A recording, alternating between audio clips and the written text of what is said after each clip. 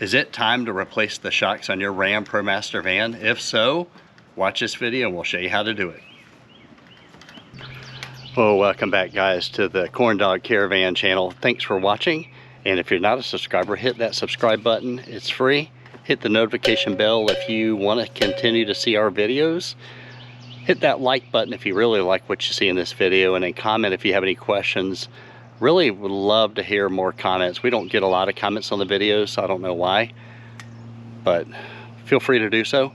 So today's video, we are going to be replacing the rear shocks on our 2018 Ram Promaster. We've got a 3500 extended.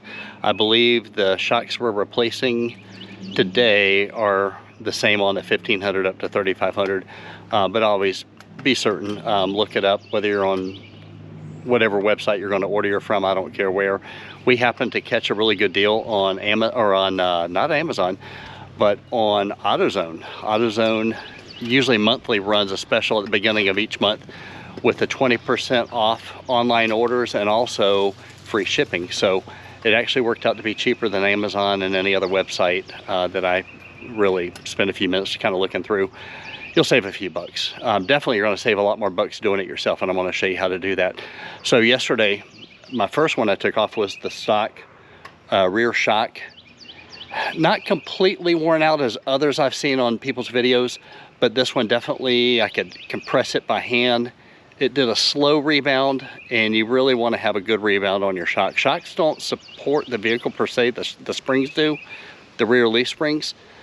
And the shock absorbers absorb that. When you hit that bump, it kind of relieves some of the, if you want to call it the bounce or the shock that comes through the van or any kind of vehicle that uses shocks. So time to replace these. Really simple, just 2 bolts holding this bad boy on. And I'm going to show you how I did it, working just in a driveway with limited number of tools. And I'm actually going to walk into the garage where it's a little bit shady. I'm in Florida and it's a little warm, but not too bad. Sorry for the light, guys.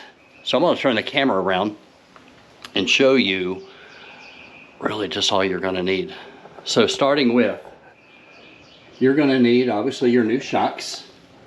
I'm using the Bilstein B6 4600s, model number 24-245500. It's the same size shock as the one I took off. You'll need a couple of boards to put under the rear axle, and we'll show you why. I'm using, and again, anytime you're jacking up a vehicle, whether you're changing or a tire or jacking it for any other reason, be extremely careful. Set your parking brake, set a block under a wheel so that the van cannot roll.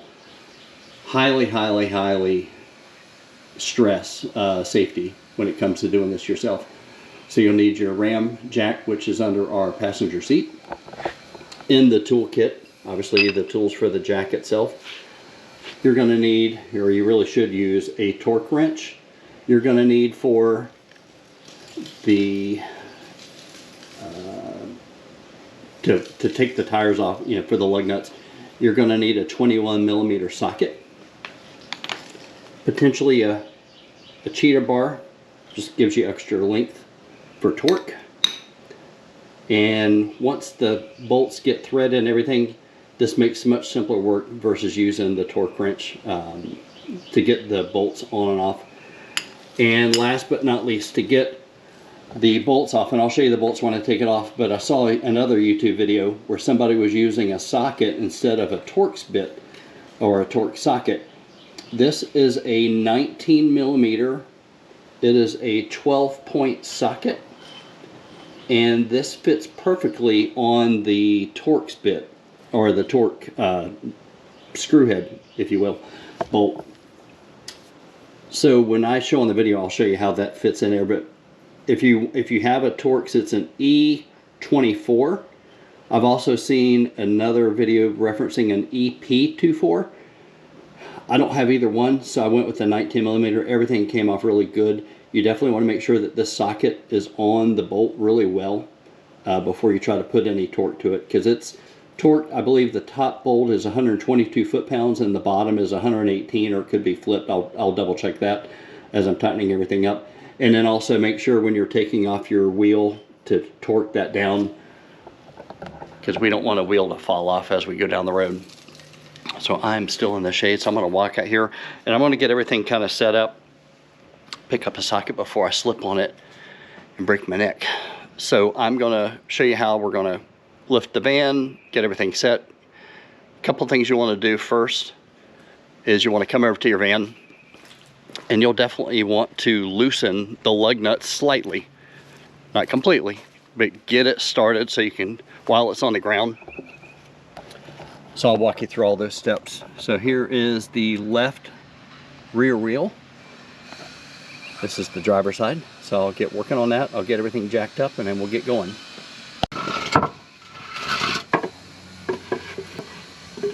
All right, before I get the ram jacked up at all, I am gonna first loosen the lug nuts. And you wanna go in a star pattern. So I'm gonna go 1, 2, 3, 4, 5. And I'm just gonna loosen these slightly.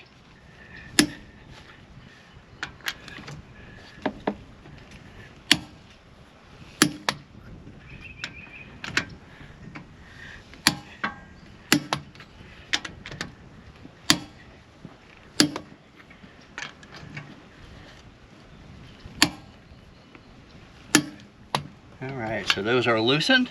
Now we'll get the van jacked up. So the Ram Promaster van has many lift points along the frame. Coming right here, this is the front buckle where the front leaf spring comes into this buckle right here. And there's a hole right here where this jack point slides into. This is the factory jack. And again, highly encourage you to get this as straight as possible. Make sure your ground is level, because these have been known to tip, and you don't want to be under a tipping van because these suckers are heavy. So my jack is stable. All right, so I've got that tightened down by hand. Next thing I'm going to do is I'm going to give it a couple of cranks, because what I need to do, I'll turn the van, is I want to get my boards under the axle before we take the tire off and all that. So we'll get started on that. Let me get the van cranked up in the air. All right, so step one, you've got this tool that comes in your kit. This socket end goes onto the end of that, and I'm just going to tighten by hand because it's pretty easy.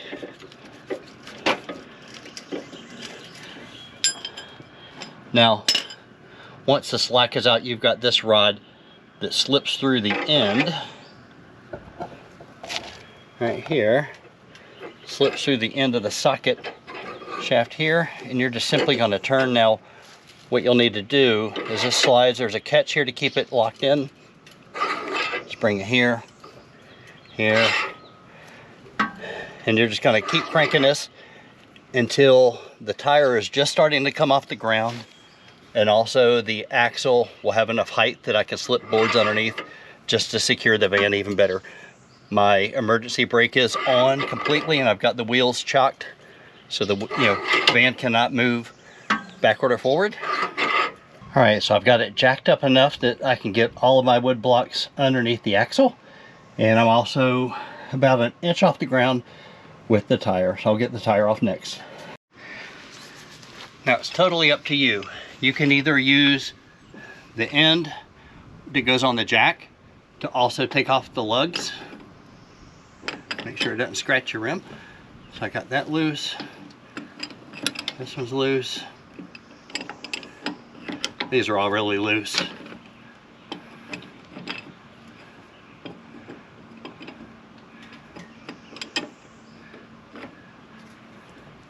There we go.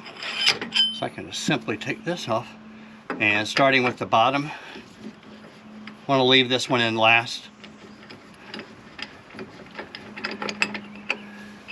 So if you've had tire work done, now's the time that you're going to find out if they stripped your lugs. Because if they did, they wouldn't come off this easy.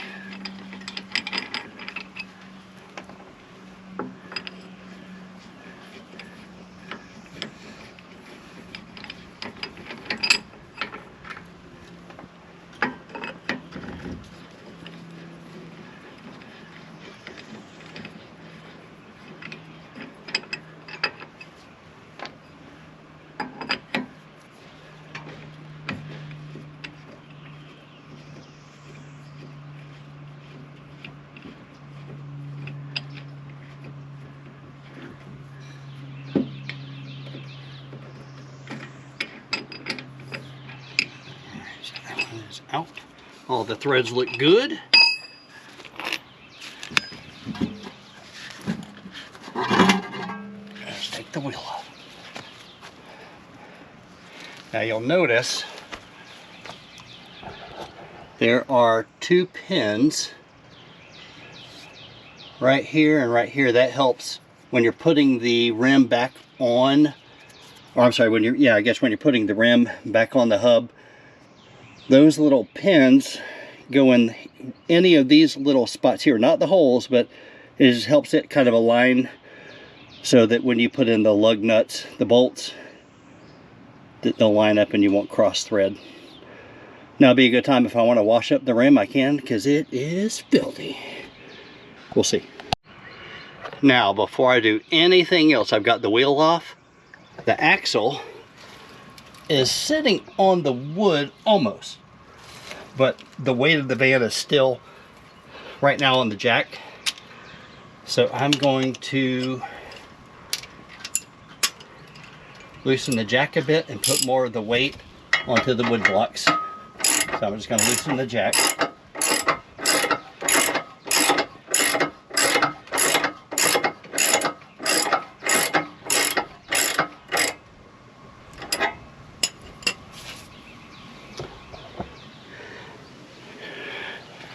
Alright, so the weight is still some on the jack, but a lot of it's on the wood now. Now before I do anything else now, I'm going to loosen, let me bring the camera in here. So the rear shock is held on by this Torx headed bolt at E24. Now, it's got a little bit of a curvature to it, and then for the rear it's on the back side right here. Hopefully that's in my frame shot. Got the camera turned funny. And what I'm going to do is I'm going to get those loosened before I do anything else. So let's get cranking. Now I'm sure there are some of you out there that are going to cringe to see what I'm about to do, but you have to make sure that your socket is completely on the bolt head, because they've got a little bit of paint,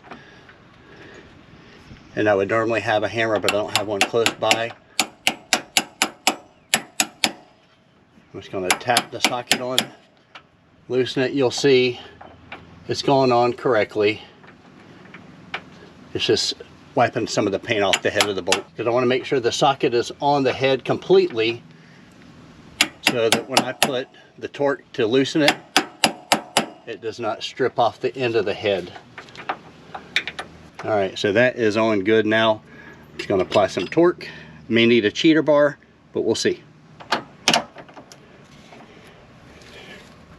And remember guys, left to loosen, right to tight.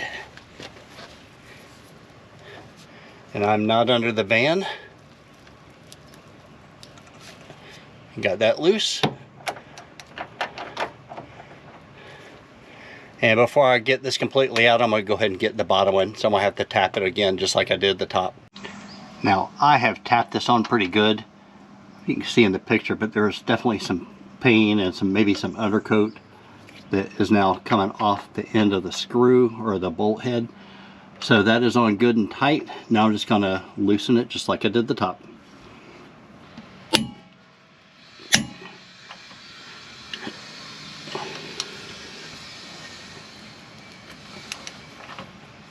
Alright, so that is loose. Now unloosen these, or loosen these, I guess I should say, not unloosen, but loosen them with my shorter ratchet handle.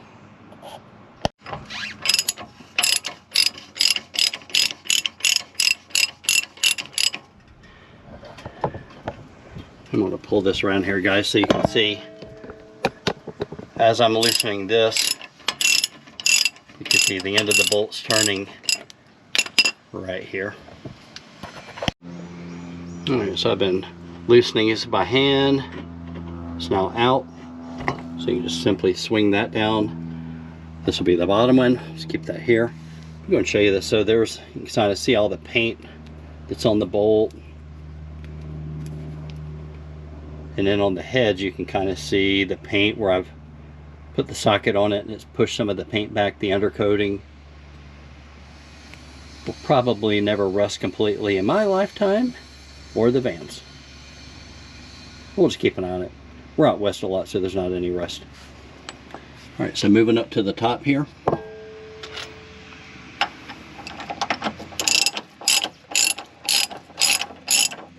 So once you get it untorqued, this really doesn't take a lot of effort to loosen, so not a lot of strength needed.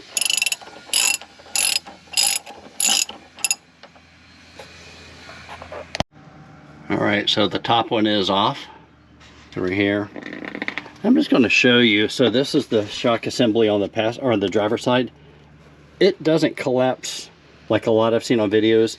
Now we've got just a little over 50,000 miles on our 18. We do quite a bit of some off-roading, so I would have thought these would have been in a lot worse shape than they are.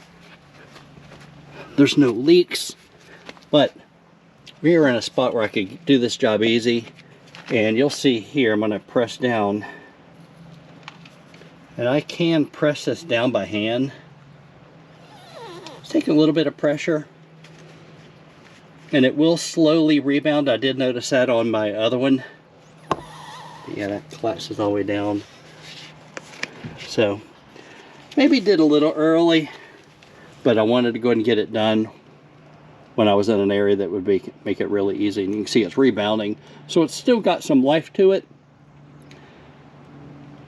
But let's get going. Now this is the part I really wanted to get to, showing you the alignment, because this is key. So what I'm going to do first, I'm going to start at the top, and I'm just going to loosely just turn this by hand to get it started.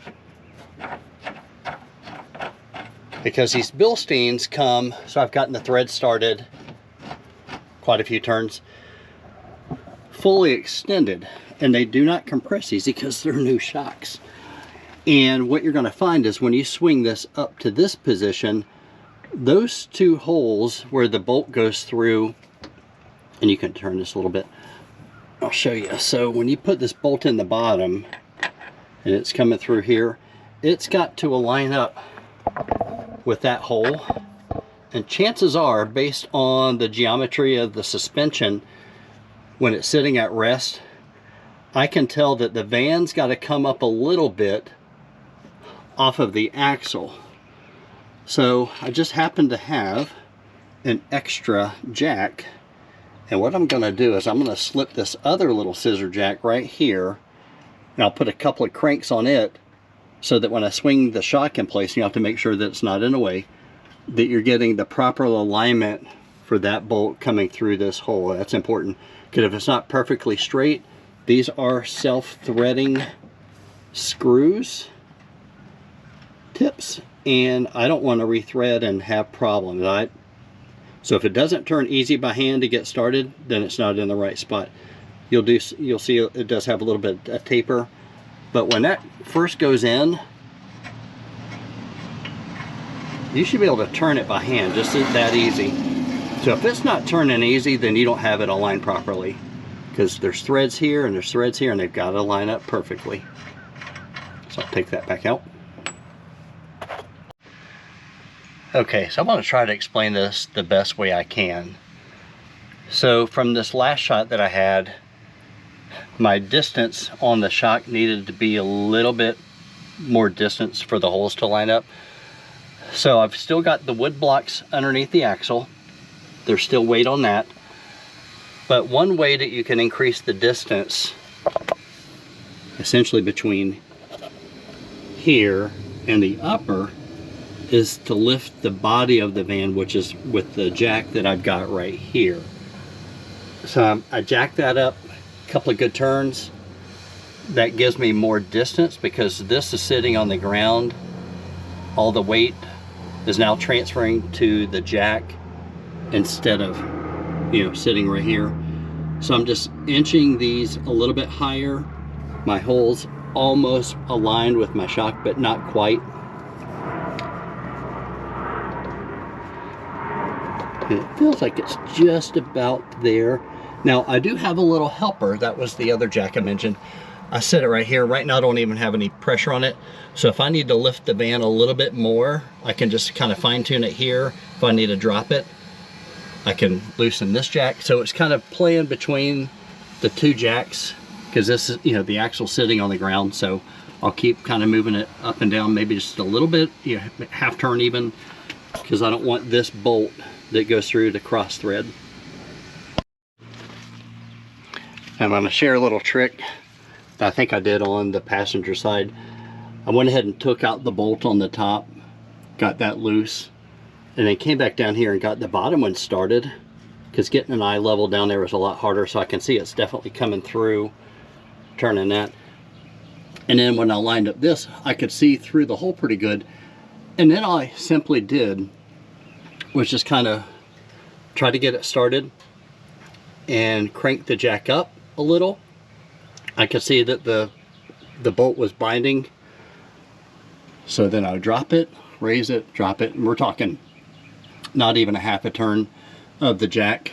And then what I did was I've got this started. So that is hand started. That is engaged. So I know that's, because if I can turn it like that and it's going in pretty good, I know that it's set up. So now I'm just going to simply put my ratchet on it and then get these snugged down to enough. I'm not going to torque them while it's up in the air, and then get the tire back on and do my final torque towards the end.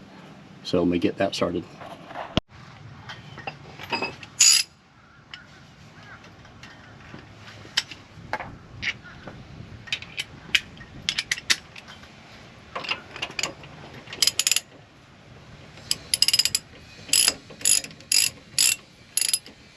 Turning nice and easy.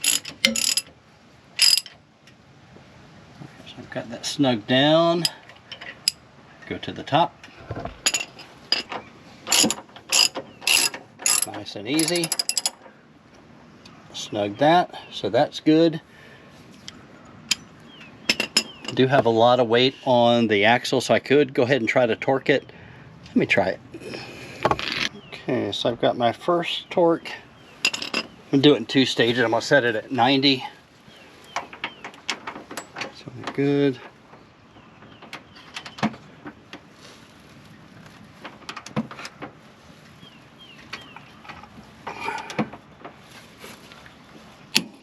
Okay, that's at 90.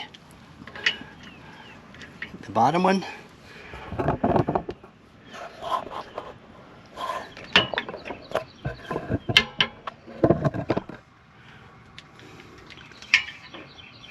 This one's going to be a little bit harder. When you're working against the ground,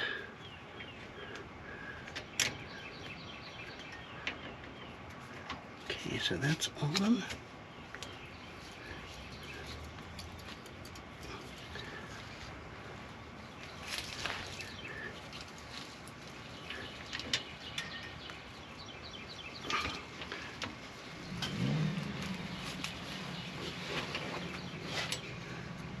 And again, I'm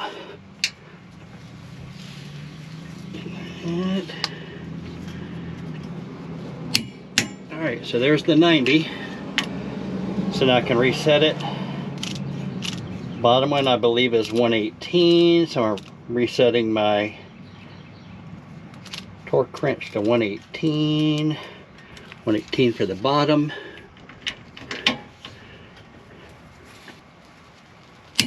There's 118. Final adjustment for the top. Get that one going. 118. Go ahead and go up to 122. There you go. It's all set. Let's get the wheel back on.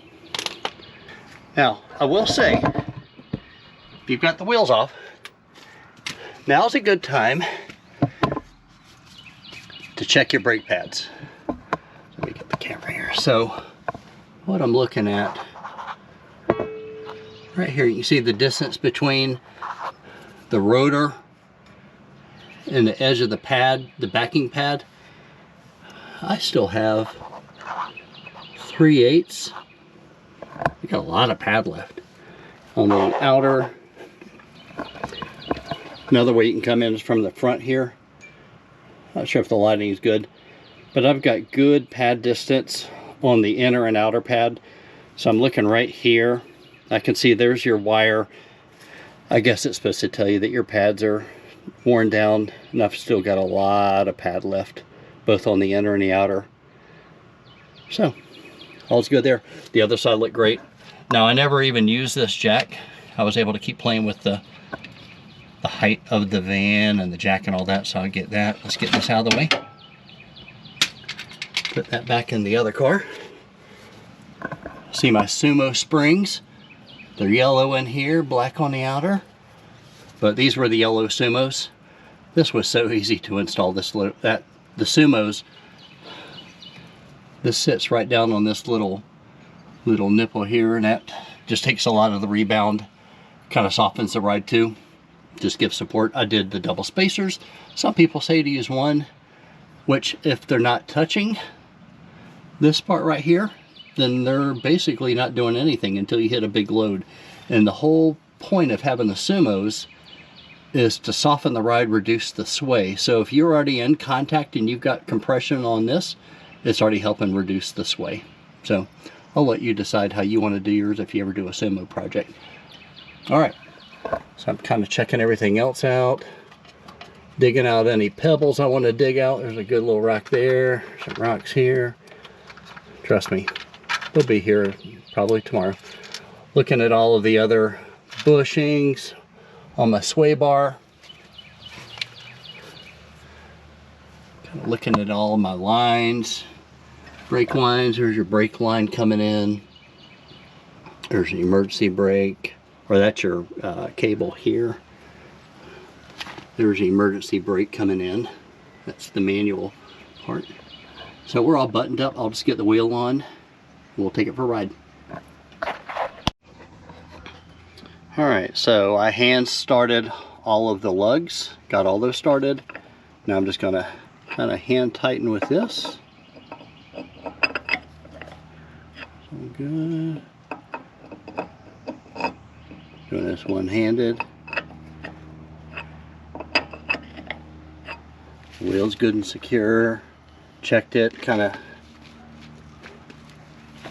make sure it's on the pins. Everything's lined up perfectly as it should. All right, so these are tightened down. I'll lower the jack and then we'll tighten the lugs down, and that's really it. Now, before I take the jack out, I've got to get my wood blocks out that's holding the axle. So I'm going to crank up the jack a little bit.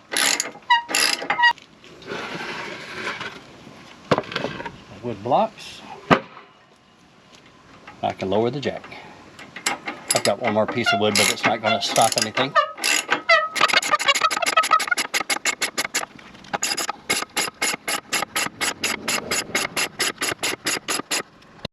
Alright, so let's get these wheels torqued down. I'm going to set these to 90.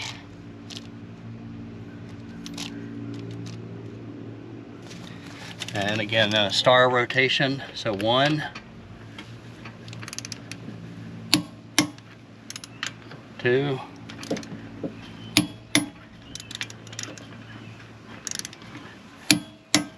3, 4. Alright, so that is it. Time to put the jack up. So what I'm going to do now, I'm going to take a test drive and see kind of the difference of what I can feel in the ride. I have noticed that at least when I did the first side, it does seem to ride a little bit higher. It could just be because the suspension is not compressed down. But I'll just kind of give you, maybe in the description and maybe even in the comments, I'll kind of watch. And maybe in a couple of months, I'll post up if I'm feeling anything really any different with the shock, especially as we get out west and get on some bumpy roads, kind of what it feels like. On the highway, I don't think I'm gonna really be able to tell too much of a difference. But guys, if you like this video, and if it was helpful to you and encourages you to try to do this job yourself, each side only took me about 30 minutes. So it really is a simple job. I'm sure at the dealership, number one, they probably wouldn't use anything but MOPAR parts, which I would recommend probably not using the MOPAR parts. you probably have to find a certain dealer that would take your van because of the height. Make an appointment. You're probably looking at 2 or 3 weeks before they can get you in. They probably won't have the parts. They wouldn't put on the ones you really want to put on because they're not factory. But instead I ordered it through AutoZone, but you order it however you want to order it. I'm not selling anything. Order it. Make sure you just have the tools. It's really limited tools, a 19mm and a 21mm for the lug nuts. But the 19mm, the key thing is having a 12-point socket. Nothing else will work. Or get your Torx bit, the E24. But I've got everything torqued down. I'll get everything put up. But again, if you like what you saw, give us a like, subscribe if you're not a subscriber, comment below if you have any questions. I'll try to answer those quickly. Thanks for watching, guys, and wait for the next video. Bye, guys.